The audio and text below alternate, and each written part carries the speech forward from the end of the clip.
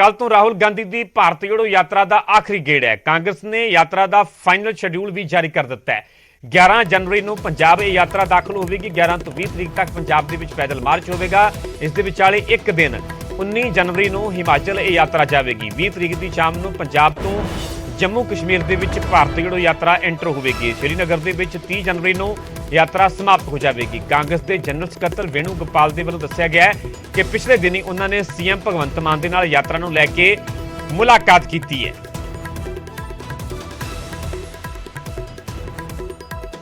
Listen to the people, a large number of meetings. So far there have been 87 meetings, sitting interactions with 30-40 minutes with various groups. Usually of 20-30 people will be there in that interactions. You know, different level, farmers, youth, physically differentiated people.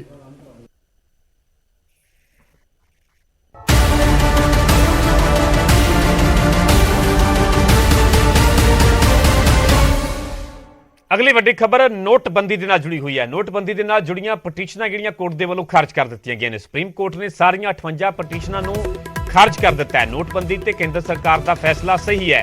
Supreme court के वालों नोटबंदी ते केंद्र के फैसले नूं सही ठहराया गया। सुप्रीम कोर्ट का कहना है कि आर्थिक फैसले नूं पलटिया नहीं जा सकता। नोटबंदी की प्रक्रिया दे विच कोई भी गड़बड़ी नहीं हुई। सुप्रीम कोर्ट के वालों यह भी साफ किया गया कि नोटबंदी की प्रक्रिया दे विच कोई भी गड़बड़ी नहीं हुई। नोटबंदी तो पहला केंद्र ते आरबीआई विचाले सलाह मशवरा होया सीगा। 5 दे विचों 4 जजां ने फैसले नूं सही ठहराया है।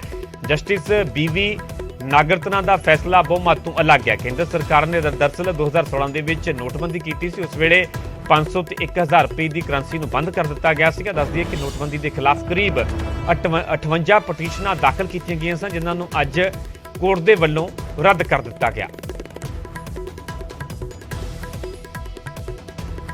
इस विवाद को अगर विपक्ष आगे बढ़ाना चाहता है तो पॉलिटिकल तौर पर वो आगे बढ़ा सकता है। ये ऑपोजिशन पार्टीज के विवेक के ऊपर है। कानूनी जो बहस थी इसके मुताल्लिक आज वो खत्म हो गई है, अनलेस कोई क्यूरेटिव पिटीशन डाले या रिव्यू पिटीशन डाले।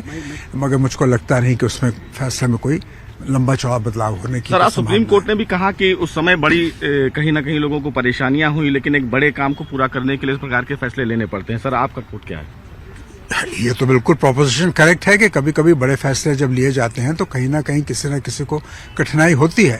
मगर एक सवाल आज भी खड़ा है कि क्या वो जो मुद्दे थे, क्या जो लक्ष्य थे डिमोनेटाइजेशन के, काले धन पर रोक लगाना, करप्शन खत्म करना, क्या वो मुद्दे हम अचीव कर सके हैं कि नहीं? क्या वो ऑब्जेक्टिव हम अचीव कर सके हैं नहीं? ये सवाल तो देश के सामने है। और इसको लेकर अगर विपक्ष कोई बात करना चाहे तो वो विपक्ष के विवेक के ऊपर है। सवाल आज के जजमेंट के बाद ये है कि कानूनी विवाद अब इस पर खत्म होना चाहिए। देश के सर्वोच्च न्यायालय ने अपनी मोहर लगाई है सरकार के इस फैसले में।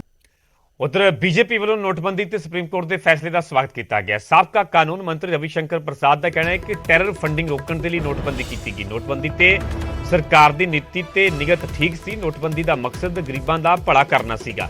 राहुल गांधी ने विदेशों के विरोध करने में कोई भी कसर नहीं छड्डी। राहुल गांधी ते भी बीजेपी वालों हमला बोलिया गया। नोटबंदी के अगले साल ही टैक्स कलैक्शन के 18% का वाधा होया है। 2,38,000 सेल कंपनियां भी फड़ियां गई ने। बीजेपी के दरअसल जिहड़ा कि सुप्रीम कोर्ट के वालों फैसला सुनाया गया, नोटबंदी के फैसले को सही करार दिता गया। आखिरकार बीजेपी वालों भी सुप्रीम कोर्ट के इस फैसले का स्वागत किया गया।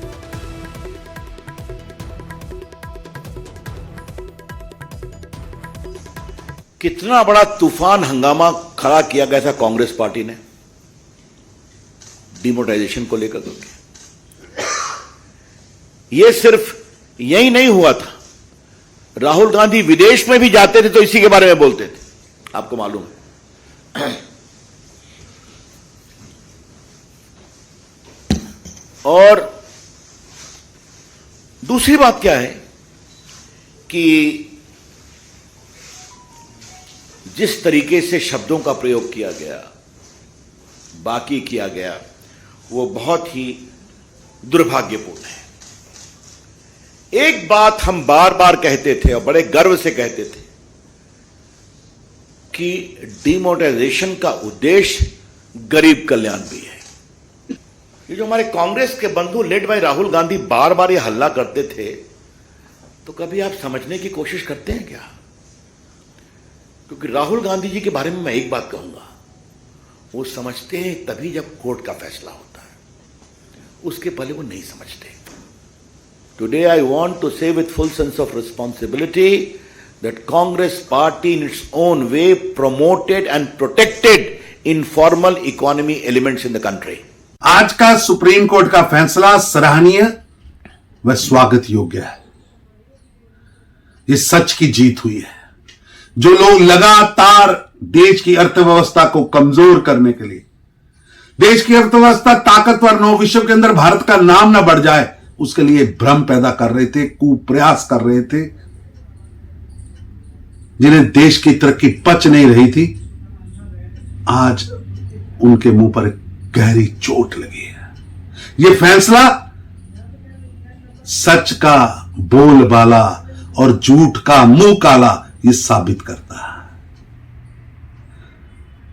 प्रधानमंत्री नरेंद्र मोदी जी लगातार देश की अर्थव्यवस्था को मजबूत करने के लिए काम कर रहे हैं।